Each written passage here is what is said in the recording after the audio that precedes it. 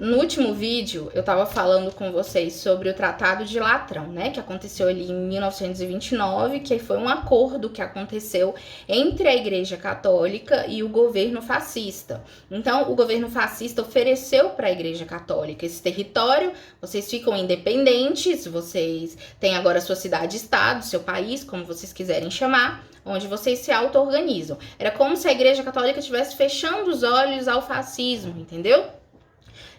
Vocês ficam aí no seu território e deixam o fascismo acontecer e rolar. Depois disso, a gente vai ter alguns católicos aderindo aos ideais fascistas. Não vou aqui generalizar, mas aconteceu sim. Ok. Só quis falar um pouco mais sobre isso para deixar a ideia bem clara do que aconteceu quando a gente fala do Tratado de Latrão.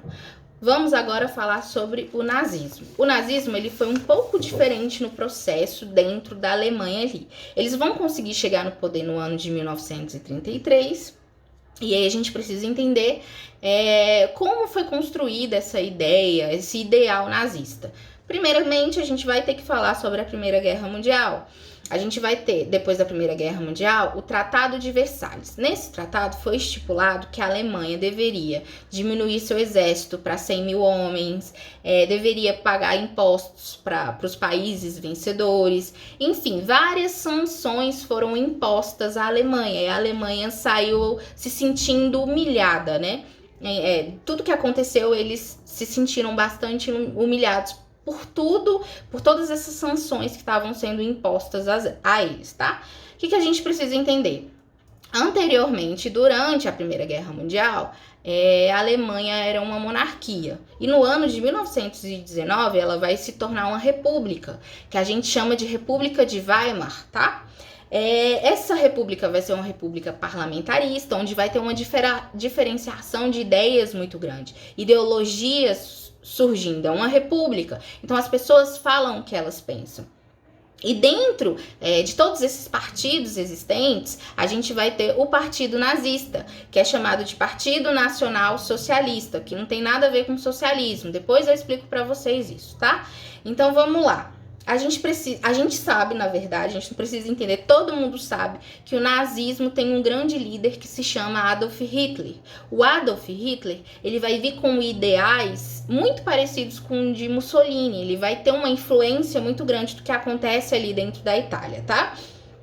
Outra coisa que a gente precisa lembrar é que a Itália está tentando se reconstruir. A Alemanha, perdão. A Alemanha está tentando se reconstruir depois da Primeira Guerra Mundial. Eles estão tentando se recuperar, ela está em crise. Vai haver também uma perseguição aos não alemães, né? Essa ideia de perseguição aos alemães, porque prejudica aquela formação de identidade nacional que eu falei para vocês. Então, por isso que eles vão começar a perseguir judeus, ciganos, enfim, as pessoas que não têm uma identidade com o povo que eles achavam que eram os povos originários e tal, que formaram a Alemanha, que são os povos saxões, eles achavam que tinham que sair da Alemanha. Se não fosse esse povo ligado ao povo saxão anteriormente, precisaria sair de dentro da Alemanha, tá? Só que os nazistas, eles vão ter um processo para chegar no poder diferente do que aconteceu ali dentro da Itália. Porque dentro da Itália, a gente sabe que teve a marcha, né? Aconteceu a marcha e que, de certa forma, impôs ao rei que Mussolini se tornasse o primeiro-ministro dentro da Itália. Quando a gente fala de Alemanha, é um pouco diferente. Por quê? Porque eles vão conseguir chegar ao poder por meio das eleições mesmo. Esse partido nazista que eu falei para vocês, ele vai conseguir conquistar várias cadeiras ali dentro do parlamento alemão, que a gente chama de hashtag, tá? O parlamento alemão é chamado de hashtag. E aí, olha só, esse partido nazista, ele vai se tornar o maior partido. Ele vai ocupar várias cadeiras. Então, eles vão ter um poder dentro ali da Itália, tá? Da Itália que eu digo Alemanha, desculpa. A gente vai ter eleições acontecendo e eles conquistando as cadeiras dentro da Alemanha, tá? O que eu preciso que vocês entendam também? é que eles vão começar a difundir mais ainda os ideais nazistas. Então, eles vão incorporar esses ideais nas escolas e vão mostrar aos estudantes que o nazismo é que está certo, que essa república não está com nada, que a gente tem que fazer uma ditadura, enfim, eles começam a entrar na cabeça das pessoas, tá? Ok, o que vai acontecer dentro do nazismo? A gente vai ter uma propaganda muito forte. Eu vou colocar alguns folders aqui para vocês verem do que vai acontecer nessa propaganda. O cinema nazista vai estar muito forte, difundindo esses ideais também. Tem muito a ver com ideologia. Então percebam mais uma diferença com o que acontece no fascismo. Porque eu falei para vocês que o fascismo tem muito de violência, de força. Quando a gente fala de nazismo, há uma ideologia. Tá? Então, eles vão tentar entrar na cabeça das pessoas, fazer uma lavagem cerebral, vamos dizer assim. Eles vão ter essa parte ideológica que o fascismo não tem muito, tá?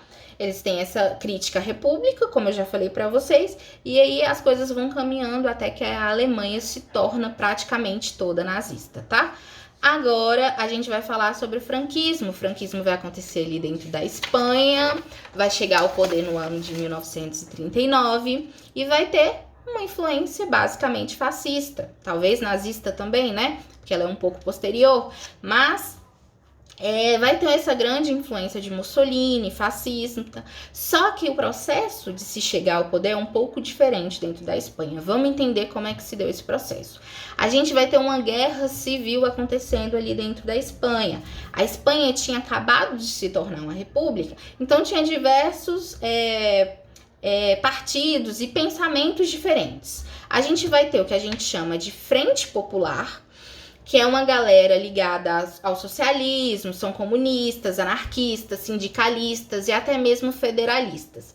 Federalistas eram aqueles que achavam que determinados territórios dentro da Espanha não se identificavam e queriam a independência, né? Como é o caso do País Basco, tá? E eles tinham aquele ideal de fazer uma revolução socialista dentro da Espanha com os ideais da Revolução Russa, que a gente conheceu há pouco, né?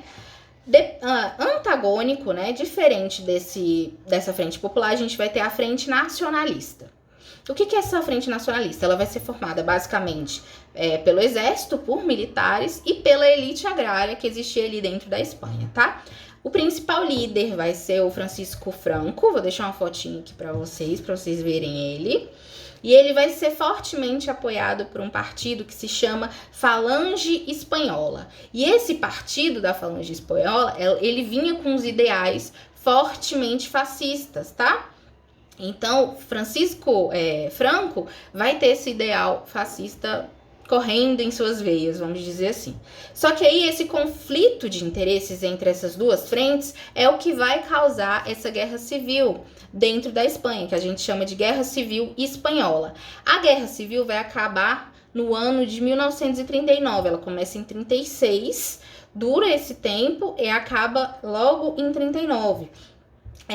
Vai ter a guerra, como eu disse para vocês, essa guerra civil. A frente nacionalista vai receber apoio, né, dos nazistas e dos fascistas. Então não é só uma rede ideológica, vamos dizer assim. Eles se apoiam mutuamente, vamos dizer.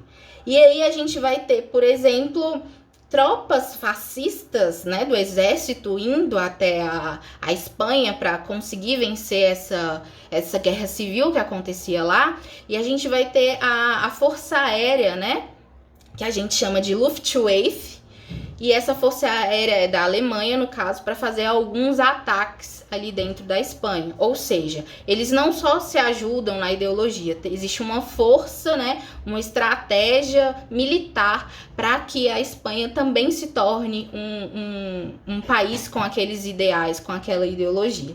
E a gente vai ter um ataque que ficou muito conhecido, que foi feito pela Força Aérea alemã, que é um ataque a Guernica, tá? A gente vai ter até um quadro, que eu vou colocar aqui embaixo para vocês, para quem não conhece, foi o Picasso que pintou, que é um quadro crítico, né? Esse quadro é crítico justamente por conta desse ataque que aconteceu ali dentro da Espanha, em Guernica, e o Picasso era contra, era crítico a tudo aquilo que estava acontecendo. Após a guerra acabar, né? A guerra civil dentro da Espanha, as pessoas que estavam ligadas aos ideais fascistas vão vencer essa guerra, ou seja, a Frente Nacionalista vence a guerra, e a gente vai ter o líder assumindo, que é justamente Francisco Franco. Ele vai assumir e ele vai ficar no poder bastante tempo, inclusive após a Segunda Guerra Mundial. Meninos, é isso. Eu espero que vocês tenham entendido. Qualquer dúvida, tô aqui, é só falar comigo. Todo mundo tem meu WhatsApp. E tchauzinho.